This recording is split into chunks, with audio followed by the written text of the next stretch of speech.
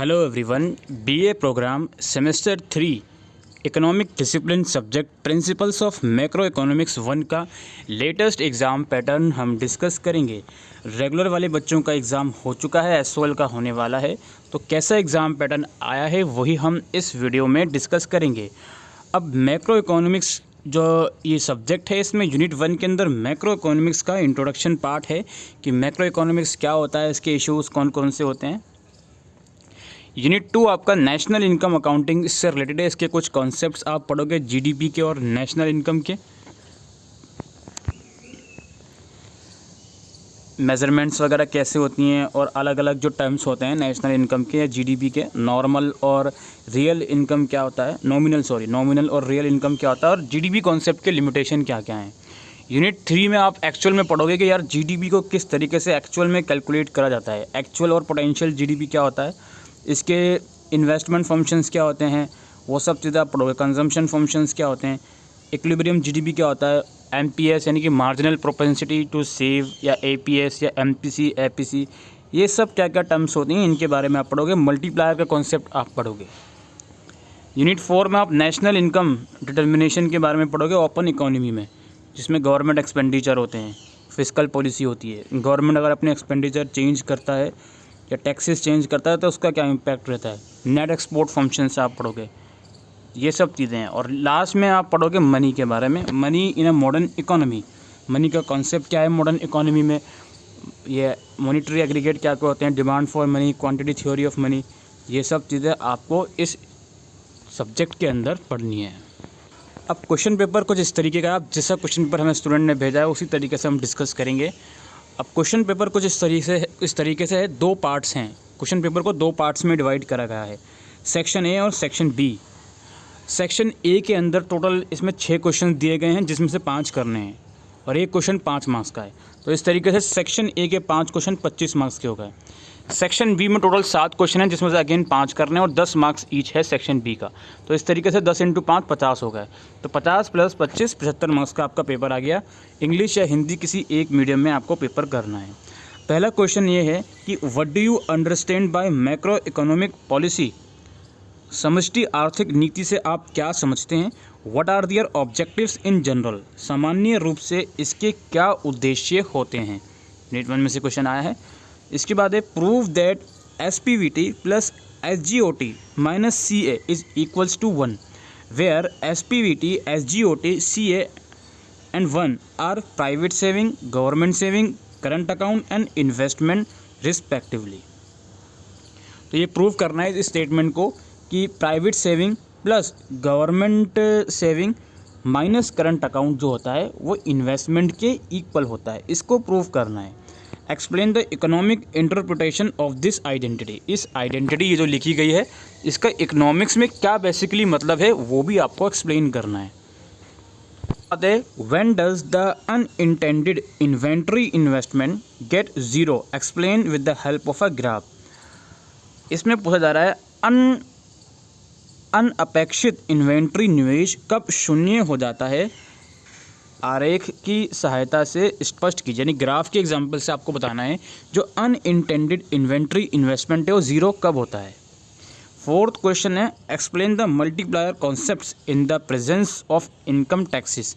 ये multiplier concept ये आपका आया है कि आय करों की उपस्थिति में गुणक अवधारणा की व्याख्या कीजिए। फिफ्थ क्वेश्चन है explain Keynesian approach to demand for money. Last unit में से आपका आया है ये। कीन्स के मुद्रा की मांग के दृष्टिकोण की व्याख्या कीजिए। क्वेश्चन नंबर 6 है what determines the demand for central bank money. केंद्रीय बैंक मुद्रा की मांग के निर्धारण क्या हैं। ये हमारा सेक्शन ए कंप्लीट हो गया है, जिसमें 6 क्वेश्चंस आपको दिखाई दिए गए, जिसमें से 5 करने हैं और एक क्वेश्चन 5 मार्क्स का आपका हो जाता है। तो 5 मार्क्स में ही करना है क्वेश्चन ये, तो इस चीज़ का याद रखना, कभी आप लिखे चले जा रहे हो जिसमें एक क्वेश्चन 10 मार्क्स का है। सेक्शन बी का फर्स्ट क्वेश्चन दिया हुआ है what are the major macro economics issues explain. प्रमुख समष्टिकता आर्थिक मुद्दे क्या हैं समझाइए। मैक्रो इकोनॉमिक्स के मेजर इश्यूज़ आपको बताने हैं। तो यूनिट 1 में से 15 मार्क्स का क्वेश्चन आ गया अगर आप करना चाहो तो। इसके बाद है explain the steps involved in the estimation of GDP by income approach. आय दृष्टिकोण से सकल घरेलू उत्पाद के आकलन में शामिल चरणों की व्याख्या करें। यानी कि आपको जीडीपी कैलकुलेट करनी है इनकम अप्रोच के थ्रू, तो उसमें कौन कौन से स्टेप्स इन्वॉल्व होते हैं वो आपको बताएं 10 मार्क्स में। इसके बाद explain why the saving curve slopes upward and investment curve slopes downward in the saving investment diagram. Give 2 examples of the changes that would shift the saving curve to the right. इसमें पूछा गया है स्पष्ट करें कि बचत निवेश वक्र नीचे की ओर ढाल वाले क्या निवेश आरेख में बचत वक्र ऊपर की ओर है। उन परिवर्तनों को उदाहरण दें जो बचत वर्ग को दाईं ओर स्थानांतरित करेंगे। बेसिकली पूछा जा रहा है कि सेविंग स्लोप जो होता है वो अपवर्ड और इन्वेस्टमेंट कर्व जो होता है वो डाउनवर्ड स्लोप क्यों होता है सेविंग इन्वेस्टमेंट डायग्राम के अंदर। ये आपको इसका रीज़न बताना है और आपको कोई 2 ऐसे चेंजेस बताने हैं जिसकी वजह से सेविंग कर्व राइट की तरफ शिफ्ट हो जाता है। क्वेश्चन नंबर 3 10 मार्क्स का।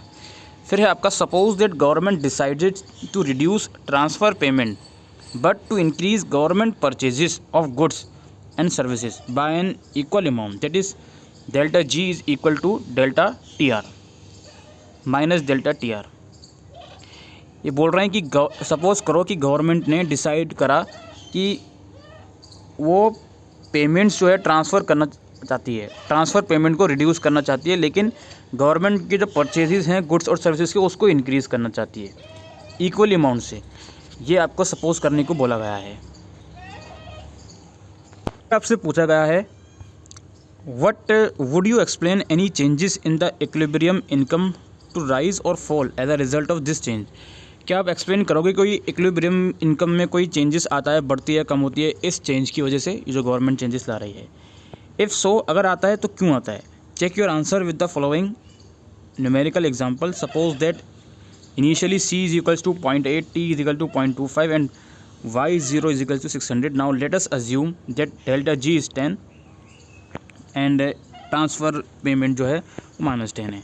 तो आपको बताना है कि इन जो चेंजेस गवर्नमेंट ला रही है इस चेंजेस की वजह से इक्विलिब्रियम इनकम में कोई चेंजेस आते हैं या नहीं, और एग्जांपल के थ्रू आपको बताना है। और बी में आपको बताना है कि find the change in equilibrium income. अब एक्चुअल में कितना चेंज है वो आपको बी पार्ट में बताना है। 10 मार्क्स का ये क्वेश्चन हो गया।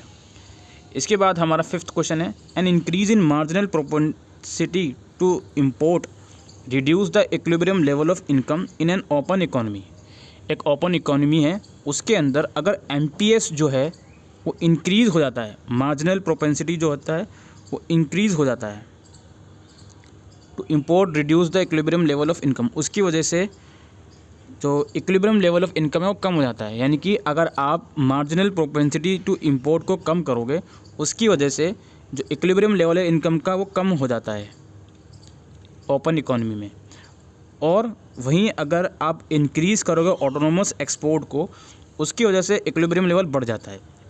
इस स्टेटमेंट को आपको ग्राफ के मदद से एक्सप्लेन करना है। क्वेश्चन नंबर 5 में एक्सप्लेन द फॉलोइंग टर्म्स। कुछ टर्म्स हैं कॉन इकोनॉमी और फुल एम्प्लॉयमेंट बजट सरप्लस, इन दोनों को आपको एक्सप्लेन करना है।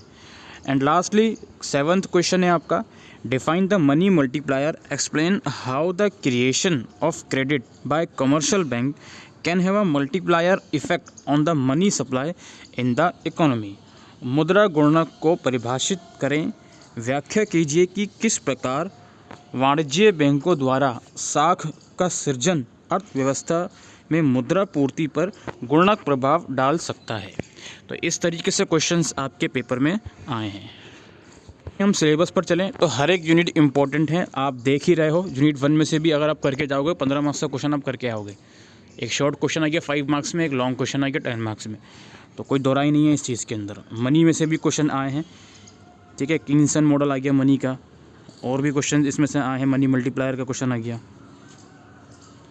बाकी आप देख ही सकते हो इन्वेस्टमेंट फंक्शंस का क्वेश्चन आया हुआ है, मार्जिनल प्रोपेंसिटी टू इंपोर्ट का क्वेश्चन आया हुआ है, कंसेप्ट ऑफ मल्टीप्लायर का अलग से क्वेश्चन आया है। नेशनल इनकम के अंदर आप जैसे तो ओपन इकोनॉमी का क्वेश्चन आया है, न्यूमेरिकल क्वेश्चन भी आ गया इसमें से। तो यूनिट, हर एक यूनिट इंपॉर्टेंट है। जीडीपी में इनकम अप्रोच से किस तरीके से कैलकुलेट करते हैं, क्या उसमें स्टेप्स इन्वॉल्व हैं, तो हर यूनिट इंपॉर्टेंट है। यहाँ पे ये नहीं कहा जा सकता कि कोई सी यूनिट इंपॉर्टेंट नहीं है। हर एक यूनिट आप करके जाओगे, कोई यूनिट अगर आप छोड़ोगे तो आप अपना पेपर ही छोड़ के आ सकते हो सकता है आपका चांस लग जाए 5 मार्क्स का या 10 मार्क्स का पेपर आप छोड़ कर आओगे ही। तो ये कहानी है अगर आप कोई यूनिट छोड़ोगे तो सारी यूनिट अच्छे से करनी है, और स्पेशली यूनिट 1 और यूनिट 3 और यूनिट 4, ये 3 यूनिट तो बहुत ज़्यादा अच्छे से करके जाना। बाकी आप यूनिट 2 और यूनिट 5 को थोड़ा सा लाइटली ले सकते हो, लेकिन अगेन आई से कि लाइटली लोगे तो उसके अकॉर्डिंग लाइटली पेपर भी आपको छोड़ना पड़ेगा। तो यही आज की इस वीडियो में इम्पोर्टेंट अपडेट थी। Thank you.